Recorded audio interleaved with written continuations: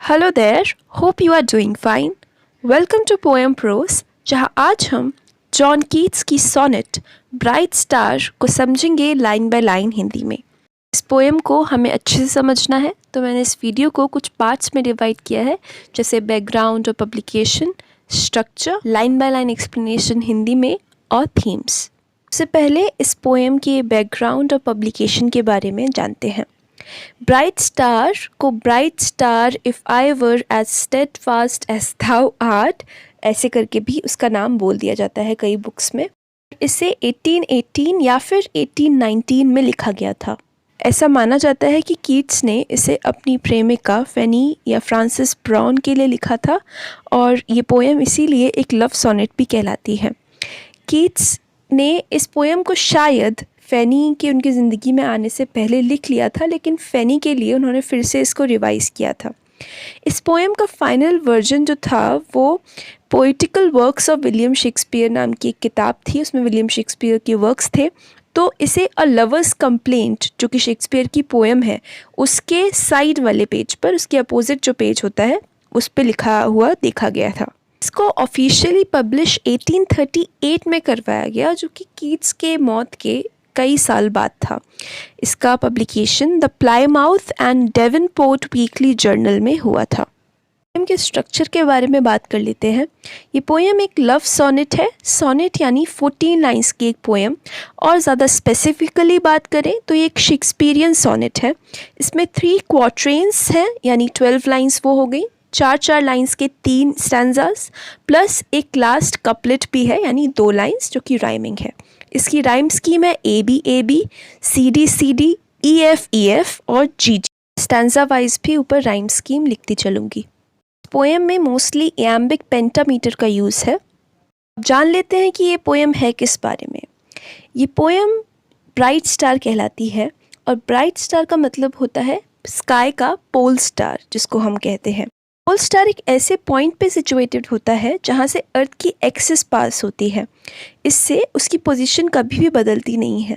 ये सबसे ज़्यादा ब्राइट होता है और हमेशा एक ही जगह पर आपको दिखेगा, जबकि बाकी सब स्टार्स अपनी जगह बदल लेते हैं। हिंदी में हम इसे ध्रुव तारा कहते हैं, और ये तारा एक प्रतीक है, सिंबल है परमानेंस का, हमेशा बने रहने का, और एक साधु जैसा अनअफेक्टेड, किसी से अफेक्ट ना होने वाले टेम्पर का, जो कि हमेशा कांस्टेंट रहता है। तो पोएट इस आइडिया को कैसे इस पोएम में यूज़ करते हैं वो हम आगे देखते हैं। तो चलिए इस पोएम को लाइन बाय लाइन समझते हैं। Bright star would I were steadfast as thou art, not in lone splendor hung aloft the night। तो फर्स्ट 2 लाइन्स में पोएट सीधे ब्राइट स्टार से जैसे बातें कर रहे हैं, उसे एड्रेस या संबोधित कर रहे हैं। वो बोलते हैं ब्राइट स्टार यानी पोल स्टार, अगर मैं भी तुम्हारे जितना स्टेडफास्ट यानी कि कभी भी चेंज ना होने वाला, जहाँ पर है वहाँ पर बने रहने वाला, कांस्टेंट रहने वाला होता जैसे कि तुम हो। दाओ मतलब तुम, यू की ओल्ड फॉर्म होती है दाओ।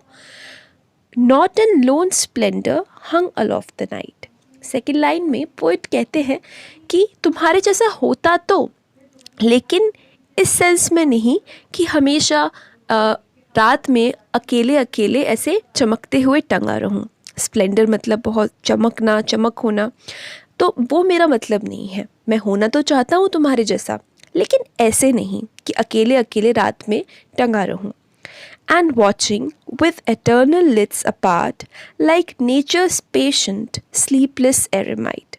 और हमेशा अपनी eternal lids से, जैसे तुम अपनी हमेशा बने रहने वाली आँखों से सब चीज़ें देखते रहते हो, वैसे और नेचर यानी प्रकृति के बड़े ही धीरज रखने वाले, पेशेंट, और कभी जिसे नींद नहीं आती, उस एरमाइट यानी हर्मिट यानी साधु की तरह मैं नहीं रहना चाहता।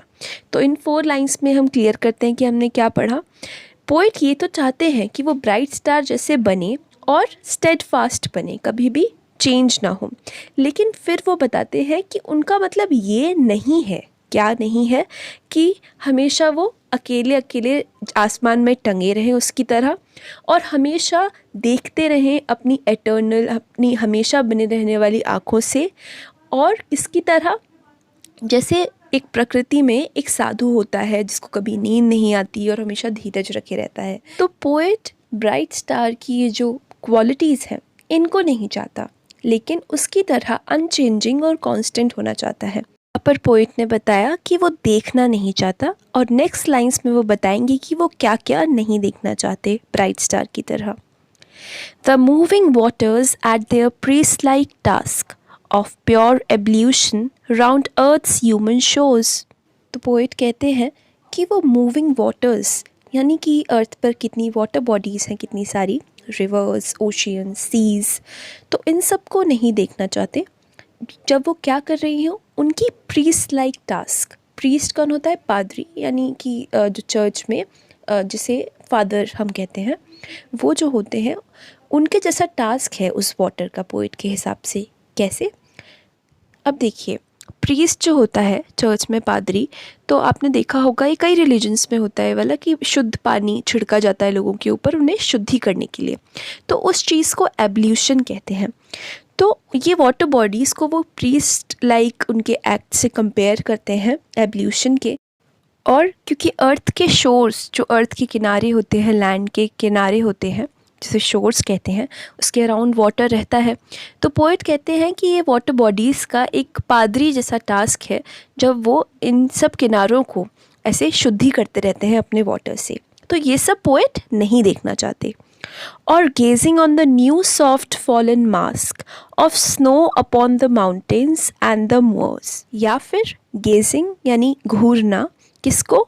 न्यू सॉफ्ट फॉलन मास्क, जो कि नया नया सॉफ्ट बिल्कुल कोमल जो मास्क होता है। अब कौन से मास्क की बात कर रहे हैं poet? Of snow upon the mountains and the moors, यानी कि जब स्नो, बर्फ़ गिरती है माउंटेन्स पर और मोर्स पर। मोर्स क्या होते हैं? ओपन अनकल्टिवेटेड लैंड होता है ना, कि बहुत सारे लैंड्स होते हैं उन पे ढंग से कल्टिवेशन या फिर कुछ भी फसल नहीं उगाई जाती, बस वो ऐसे ही पड़े होते हैं। और यूजुअली जो मॉल्स होते हैं वो पर्पल कलर के फ्लावर्स होते हैं, हेदर्स, उनसे कवर्ड होते हैं। तो आप इमेजिन करके देखिए कि पर्पल कलर के फ्लावर्स से एक इमेजिन्ड है एक लैंड, उसके ऊपर बर्फ़ गिर रही है तो कितना सुंदर होता होगा। और माउंटेन्स का जिक्र है, तो इन सब चीज़ों पर जब स्नो गिरती है तब जो वो ब्राइट स्टार है वो ये भी देखता है। वो जो स्नो मास्क चढ़ा लेती है, कवर कर लेती है चीज़ों को, वो भी वो देखता है। लेकिन पोएट जब ब्राइट स्टार जैसा बनने की बात जो फर्स्ट लाइन में उन्होंने की थी, उससे उनका ये मतलब नहीं था कि ये सब चीज़ें वो देखें और कर पाएँ। आगे पढ़ते हैं। No yet still steadfast, still unchangeable, pillowed upon my fair love's ripening breast। अब पोएट इन लाइंस में बताते हैं कि एग्जैक्टली उनका क्या मतलब है जब वो कह रहे हैं कि वो ब्राइट स्टार जैसा बनना चाहते हैं। नो, ये सब नहीं। येट स्टिल स्टेडफास्ट, लेकिन मैं अनचेंजिंग, कांस्टेंट, हमेशा एक जैसा बने रहना चाहता हूँ। स्टिल अनचेंजेबल, मैं अनचेंजेबल, जिसको बदला ना जा सके वैसा बना रहना चाहता हूँ। Pillowed upon my fair love's ripening breast, कब? जब मैं अपने, जो मेरी प्यारी, सुंदर, फेयर लव है, यानी उनकी बिलविड है, उनकी प्रेमिका है, उसके ब्रेस्ट पर जब अपना सर रखूँ, जब पिलोड मतलब तकिए की तरह अपना सर रखूँ, to feel for ever its soft fall and swell, awake for ever in a sweet unrest. और पोएट कहते हैं कि हमेशा मैं, जब हमारा चेस्ट, जब हम सांस लेते हैं तो वो ऊपर नीचे होता है, तो वही ऊपर नीचे होना उसके चेस्ट का मैं महसूस कर सकूं। फॉल एंड स्वेल, यानी ऐसे नीचे से कुड़ जाना, और स्वेल मतलब फिर से जब सांस भरी जाती है।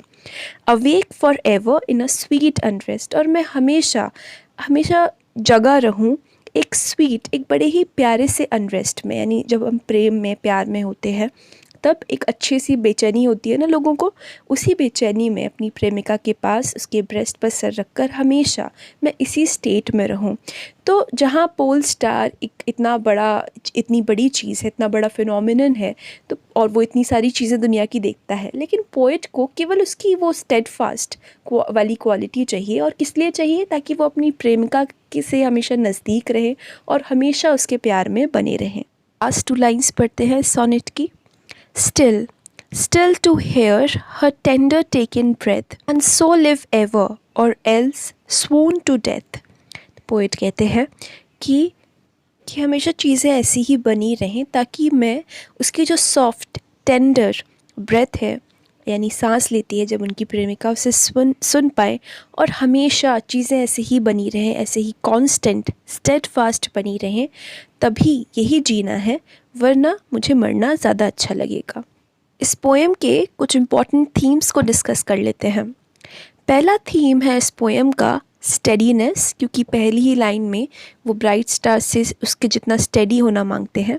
दूसरा है लव, ऑब्वियस सी बात है। तीसरा है ह्यूमन और नेचर का जो रिलेशनशिप है। ह्यूमन नेचर से इंस्पायर तो होता है, लेकिन ह्यूमन का खुद का स्वभाव, खुद का नेचर ऐसा है कि वो उससे भागता भी रहता है और अपनी तरह से चीज़ों को चाहता है। स्टाइलिस्टिक फीचर्स को देखें तो पर्सोनिफिकेशन का यूज़ है, क्योंकि ब्राइट स्टार को पर्सोनिफाई किया गया है। सिमिली का यूज़ है, क्योंकि उसे वाटर बॉडीज़ को लाइक प्रीस्ट लाइक बताया गया है, और ब्राइट स्टार को हर्मिट जैसा बताया गया है। इस पोएम में यूज़ ऑफ डैशेस काफ़ी है, एलिट्रेशन और रेपिटेशन है वर्ड्स का, जैसे स्टेडफास्ट को कई बार यूज़ किया गया है, स्टिल को कई बार यूज़ किया है, और इन सब वर्ड्स को काफ़ी पास पास भी यूज़ किया गया है, तो एलिट्रेशन हो गया, वो स साउंड है। पोएम को पढ़ने के बाद हम सोच सकते हैं कि कीट्स भी क्या मांग रहे हैं। ह्यूमंस परमानेंट नहीं रह सकते और वो कभी भी ब्राइट स्टार नहीं बन पाए शायद। लेकिन अगर हम दूसरे तरीके से ये चीज़ देखें तो एक वो पोल स्टार अभी भी परमानेंट है, आज भी हमारे आसमान में दिखता है, और दूसरी ये पोएम भी परमानेंट है। तो इस पोएम के रूप में कीट्स की आर्ट, कीट्स खुद और कीट्स का प्यार हमेशा परमानेंट हो गए। तो ये बड़ी ही इंटरेस्टिंग और बड़ी ही मेस्मराइजिंग बात है इस पोएम के बारे में। अगर आपको इस वीडियो से इस पोएम को समझने में हेल्प मिली हो तो लाइक करना ना भूलें, चैनल को सब्सक्राइब करें, क्योंकि मंडे टू फ्राइडे इस चैनल पर लिटरेचर से जुड़े अपडेट्स पोस्ट होते हैं। फ्रेंड्स के साथ शेयर करें, कमेंट कर बताएं कि आप आगे कौन से वीडियोस देखना चाहते हैं इस चैनल पर। और अगर आपका एग्ज़ाम है तो all the very best, and most importantly, take care of your family, friends and yourself.